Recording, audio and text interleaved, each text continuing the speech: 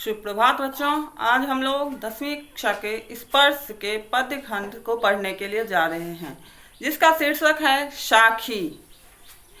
इस साखी के कवि हैं कबीर दास। बच्चों, इस साखी के पढ़ने से पहले हम लोग कबीर दास के बारे में कुछ जानकारियां प्राप्त कर लें। कबीर दास का पूरा नाम संत कबीर दास था।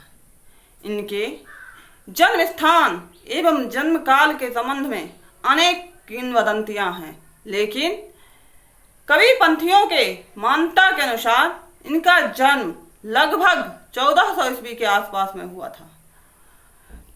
इनके वंशजों के बारे में भी या इनके माता पिता के बारे में भी कुछ सही से जानकारी प्राप्त नहीं है। ऐसा माना जाता है कि इनका लालन पालन नीरू और नीमा नामक जुलाहे के द्वारा किया गया। इनके गुरु रामानंद थे। इन्होंने अनेक सारी कविताएं एवं गीत अनेक भाषाओं में लिखी, जो साखी, शबद और रामायणी के नाम से प्रख्यात हैं। इनका जन्म 1518 ईस्वी में हुआ। ये साखी अवधी, राजस्थानी, बज्रिका आदि भाषाओं से सम्मिलित हैं। इनमें तद्भव और देशज शब्दों का अनूठा मेल है। इसे लोगों के समझने के लिए उन्होंने लोगों की बोलचाल की भाषा तथा सहज शब्दों का प्रयोग किए। इस साखी का पहला दोहा है, ऐसी बानी बोलिए मन का आपा खोए, अपना तन शीतल करे औरन को सुख होए। बानी का अर्थ होता है बोली, और बच्चों आपा का अर्थ होता है अहंकार, गर्व, होश। शीतल का अर्थ होता है ठंडा या स्वच्छ। औरन का अर्थ होता है दूसरों। तो कहते हैं कबीर इस पंक्ति के माध्यम से कि हमें अपने मन से, मनुष्य को अपने मन से अहंकार को त्याग कर ऐसी वाणी का प्रयोग करना चाहिए, ऐसी वाणी बोलना चाहिए जिससे कि अपना मन भी स्वच्छ हो, ठंडक हो और दूसरों को भी सुख हो, उन्हें कोई कष्ट न पहुंचे। अर्थात हमें हमेशा प्रिय शब्दों का ही प्रयोग करना चाहिए, कटु भाषा का प्रयोग कभी भी नहीं करना चाहिए, जिससे कि दूसरों को कष्ट हो, उन्हें आहत हो। दूसरा है, कस्तूरी कुंडली बसे मृग ढूंढे बनमाए, ऐसी घटी घटी राम है दुनिया देखे नाय। कस्तूरी, कस्तूरी का अर्थ होता है यह एक प्रकार का सुगंधित पदार्थ है जो मृग हिरण के नाभि में रहता है, और कुंडली का अर्थ होता है नाभि।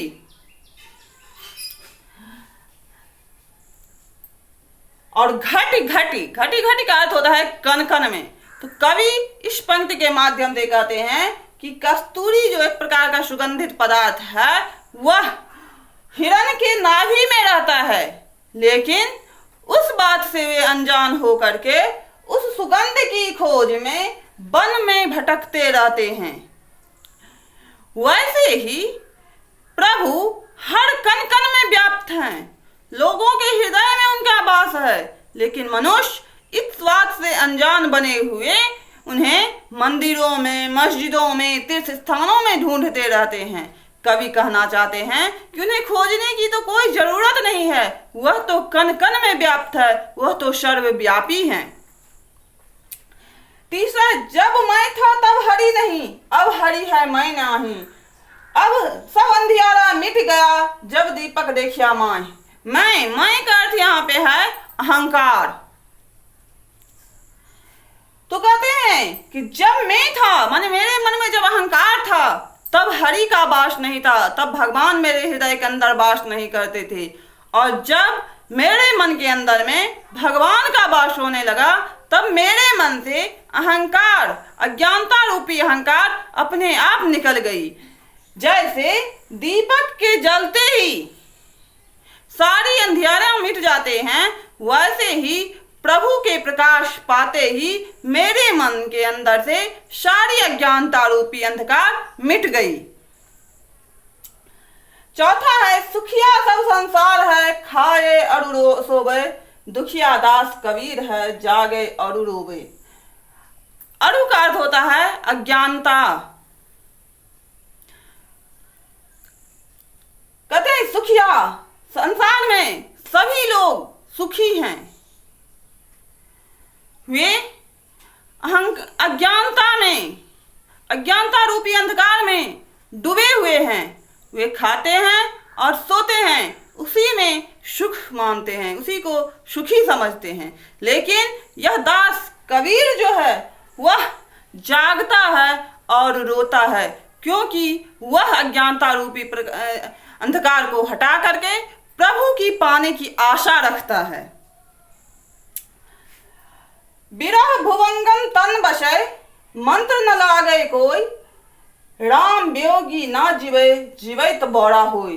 बिरह का अर्थ होता है अलग होने का गम, और भुवंगम का अर्थ होता है सांप। कहते हैं कि बिरह भुवंगम यानी लोगों को जब अपने से विछड़ने का गम हृदय पर सांप के रूप में लिपट जाता है, सांप जैसे लिपट जाता है, उसी प्रकार जब मनुष्य के हृदय में बिरह अलग होने का गम लिपट जाता है, तो उस पर किसी प्रकार का मंत्र का असर नहीं होता है, कोई दवा की असर नहीं होती है।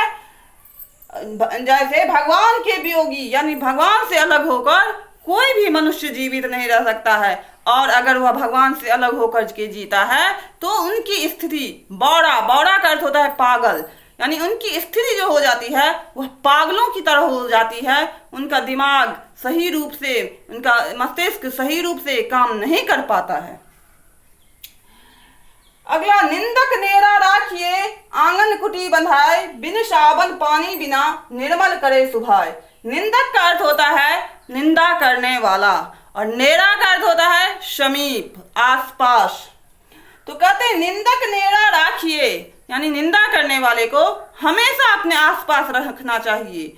हो सके तो आंगन कुटी बंधाए, यानी अपने आंगन में, आंगन का कुटी का अर्थ होता है घर, अपने आंगन में उनके लिए घर बनवा लेना चाहिए, क्योंकि वह हमारे आसपास रहेगा तो हमारी सारी बुराइयों को वह हमें दर्शाता रहेगा, और उन सारी बुराइयों को हम एक एक करके, उन सारी कमियों को हम एक एक करके दूर करते जाएंगे। और बिन साबन पानी बिना, साबन का अर्थ है साबुन और पानी, तो कहते हैं बिन साबुन और पानी के ही हम अपने मन को, सुभाय का अर्थ होता है स्वभाव, हम अपने स्वभाव को स्वच्छ बना लेंगे, सुंदर बना लेंगे।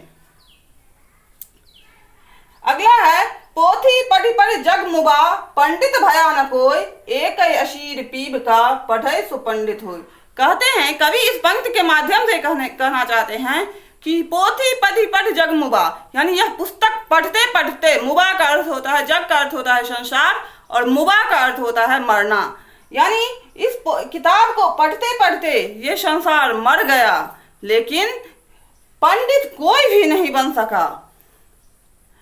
एक ही, अशीर का अर्थ होता है अक्षर और पीब का अर्थ होता है प्रेम, तो एक ही अक्षर जो प्रेम का है, भगवान के प्रति भक्त का है, उसको जो जान गया, उसको जो पढ़ लिया, वही पंडित बन गया।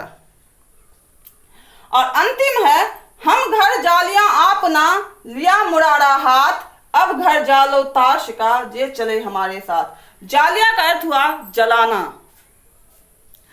कहते हैं आपना मन अपना, और मुरारा का अर्थ होता है जलती हुई लौ यानी मशाल।